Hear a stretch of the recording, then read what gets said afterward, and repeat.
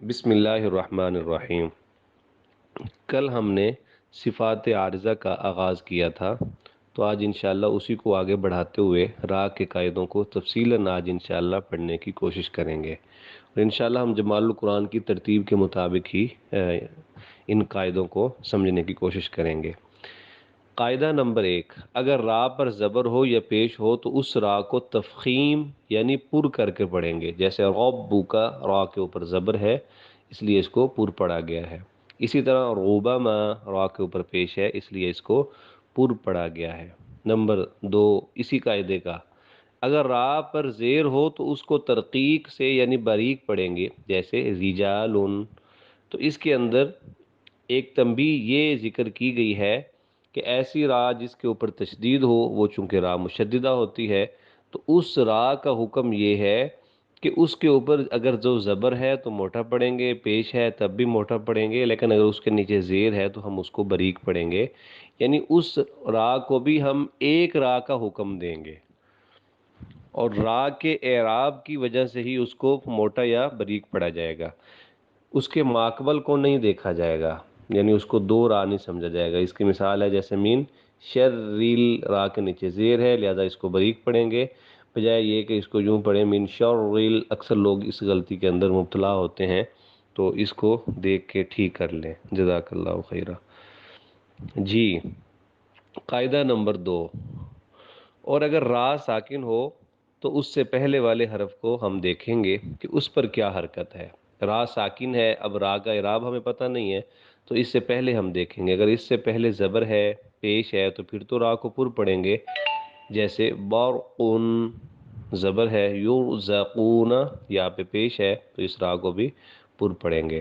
لیکن اگر اس سے پہلے زیر ہو تو پھر ہم اس را کو باریک ہی پڑھیں گے۔ جیسے انذرہم، ذال کے نیچے زیر تھی، را سے پہلے جو آ رہا تھا، تو اس وجہ سے ہم نے اس کو باریک پڑھا۔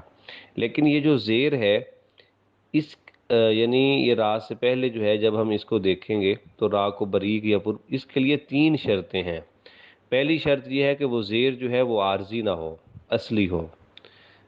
جیسے کہ ارجعوا، یہ جو حمزہ ہے اس کے نیچے جو زیر ہے یہ عارضی ہے۔ عارضی کی پہچان یہ ہوتی ہے کہ جب اس کے ساتھ کوئی لفظ آ کے ملتا ہے تو وہ یعنی مطلب کہ حمزہ یا زیر جو ہے وہ ختم ہو جاتی ہے۔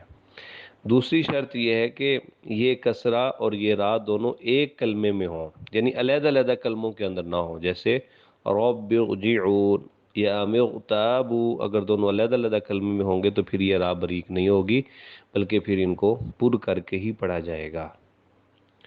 تیسری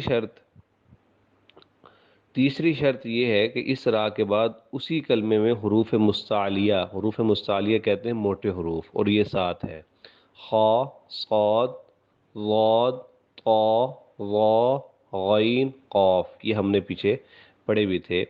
یعنی یہ ہے کہ اسی کلمے میں حروف مستعلیہ میں سے کوئی حرف بھی نہ ہو، لیکن اگر ایسا ہوگا تو پھر ہم اس را کو بھی پر پڑھیں گے۔ جیسے قرطاس، ارصاد، فرقات، لبالمرصاد۔ حالانکہ را سے پہلے زیر بھی ہے، لیکن چونکہ اس کے بعد موٹے حروف آ رہے ہیں تو اس کی وجہ سے ان کو پر پڑھا جائے گا۔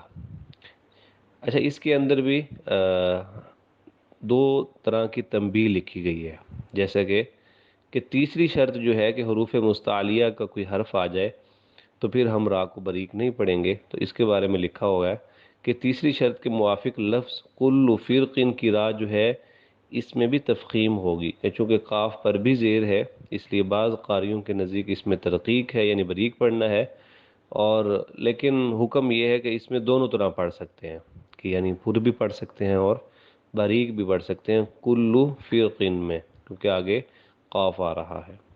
تنبیہ نمبر 2 ہے کہ تیسری شرط میں جو یہ لکھا ہے کہ اگر ایسی را کے بعد اسی کلمے میں حروف مستعلیہ میں سے کوئی حرف ہوگا تو اس کو پر پڑھیں گے، تو اس کلمے کی قید اس لیے لگائی ہے کہ دوسرے کلمے میں حروف مستعلیہ کے ہونے کا اعتبار نہ کریں۔ یعنی اگر دوسرے کلمے کے اندر وہ لفظ پورا ہو چکا ہے، کسی دوسرے کلمے کے اندر آ گیا ہے، تو پھر ہم نے اس کا اعتبار نہیں کرنا، اسی کلمے کے اندر ہم نے دیکھنا ہے۔ تو یہ 2 تنبیہ اس کے اندر مذکور ہیں۔